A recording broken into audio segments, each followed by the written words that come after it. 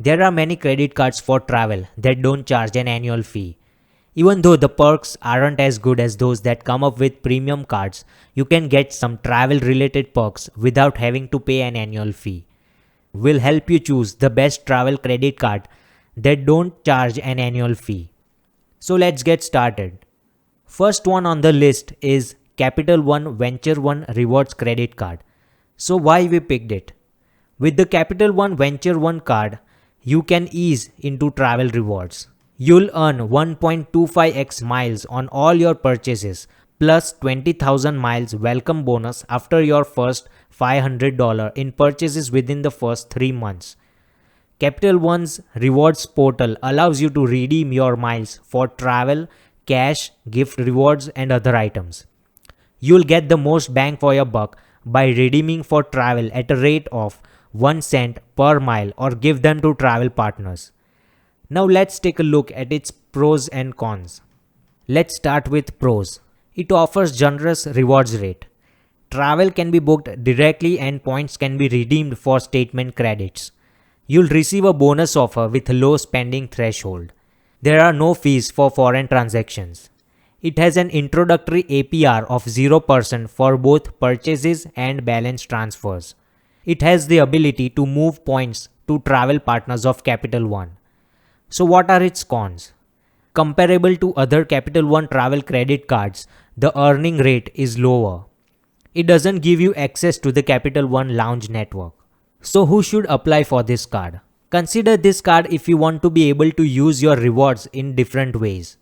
Most travel cards require you to book through their websites, but the Venture One lets you book with a third-party airline, hotel or travel service and then use your miles to obtain a statement credit to cover the expense. Now let's take a look at who should skip this card. The travel partners of the Capital One are good, but not great. If you want a credit card company with a great list of airline and hotel transfer partners, Chase or American Express might be a better choice.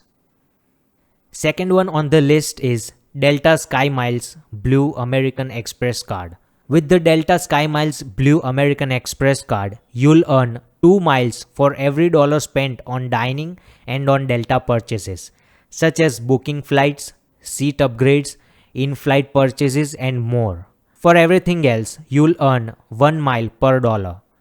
You'll also get 20% back on every purchase you make in the air with the card. Also, the welcome offer is easy to get. You can get 10,000 miles if you spend $500 on your card in the first 3 months. Now let's take a look at its pros and cons. So what are its pros? Bonus miles are awarded for dining and Delta purchases. You'll get a discount on things you buy on the plane. You'll be charged 0 fees for foreign transactions. And what are its cons? Only few benefits exist for frequent travelers. No free checked bags or priority boarding. There may not be enough in the welcome offer for a one-way flight. So who should apply for this card? This card is for you if you want to join the Delta SkyMiles program but don't want to spend anything to pay an annual fee. And who should skip this card?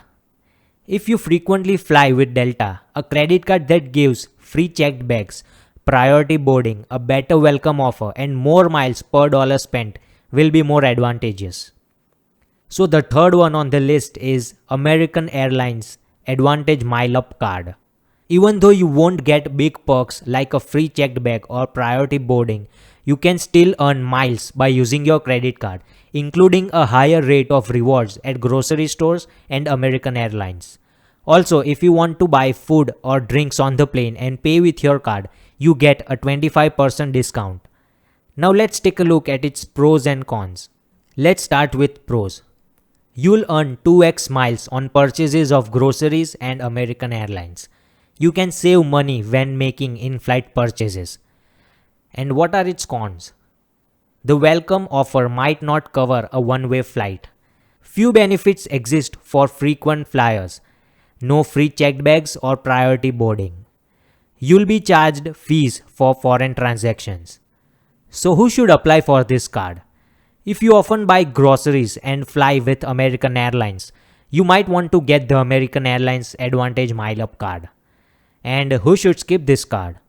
You might be better off with a co-branded credit card that gives frequent flyer benefits like a free checked bag or priority boarding if you frequently fly with American or its One World partners. For example, the Citi Advantage Platinum Select World Elite MasterCard has an $99 annual fee that is waived for the first year. If you travel abroad and wish to avoid foreign transaction fees, you might also want to think about using a different card. So the fourth one on the list is Hilton Honors American Express card. The Hilton Honors American Express card is an excellent alternative with no annual fee for travelers who frequently stay at Hilton hotels. This card has a big sign-up bonus and a high rewards rate for many everyday purchases. Now let's take a look at its pros and cons. So its pros are, it offers free Hilton service status. You are eligible for a 5th night free award stay with Hilton. It earns attractive rewards rates for stays at Hilton. There are no fees for foreign transactions. Now let's take a look at its cons. Elite hotel benefits are limited. For example, no room upgrades or complimentary breakfast. Take the high rewards rate with a grain of salt as Hilton points are less valuable than other popular hotel points. So who should apply for this card? This card is a good deal for people who stay at Hilton hotels often but aren't interested in premium perks. And who should skip this card? Consider other Hilton credit cards such as those with a high level of elite status, yearly trip credits and other premium perks. Now the fifth one on the list is Bank of America Travel Rewards Credit Card. If you currently bank with the Bank of America, the Bank of America Travel Rewards Card is a fantastic option for collecting travel rewards on every purchase. The card gives 1.5 points for every dollar spent. But if you qualify for Bank of America's Preferred Rewards program, you can increase your rewards by 25% to 75%.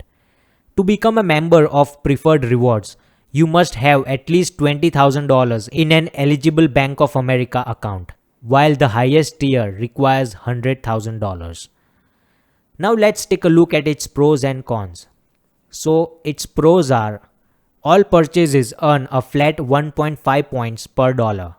Customers of Bank of America can earn 25% to 75% extra rewards. It charges no fees for foreign transactions. It includes an introductory APR for purchases. The rewards are adaptable. And what are its cons? For bonus rewards, you have to save a lot. It has no major travel perks. For optimal rewards, you must have $20,000 to $100,000 in your Bank of America account. So who should apply for this card? This is a good card for people who want to earn a fixed number of points for every dollar they spend. Customers with a lot of money saved up at Bank of America will benefit the most from the increased rewards rate for Preferred Rewards customers. And who should skip this card? If you want travel perks like free checked bags or elite status, you should not get this card. So now the sixth one on the list is Chase Freedom Unlimited. The Chase Freedom Unlimited is not a card that gives you points for travel, but it is a no annual fee card that you can use with Chase Premium Travel Cards, the Chase Sapphire Preferred Card or the Chase Sapphire Reserve to get 25% to 50% more value out of your Chase Ultimate Rewards points when you book travel. The way it works is that the points you earn with your Chase Freedom Unlimited card are combined with the points you earn with your Sapphire card. So you can earn massively increased rewards in most categories and then use your Sapphire card to redeem them for travel with a higher value. So now let's take a look at its pros and cons. So its pros are, it offers generous rewards when you travel with Chase, shop at drugstores or eat out. For the first year, you can get an extra 1.5% cashback on the top of the cashback you already get on all the purchases, up to $20,000. It offers a low introductory APR on purchases and balance transfers. It offers insurance to cover trip cancellation and interruptions. Now let's take a look at its cons. It charges fees for foreign transactions. Without a premium card, points cannot be transferred to chase travel partners.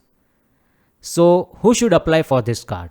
If you currently have a Sapphire card and want to earn above average rewards on dining and drugstore expenditures, consider this cashback credit card. And who should actually skip this card? If you require a card without international transaction fees, or if you desire travel benefits that are exclusive to a frequent flyer or hotel loyalty program, avoid this card. And so the last one on the list is Discover It Miles. The Discover It Miles is another flat rate card that earns 1.5x miles on all purchases. The benefits you've accumulated throughout your first 12 months will be matched at the conclusion of that year, just like with all other Discover cards.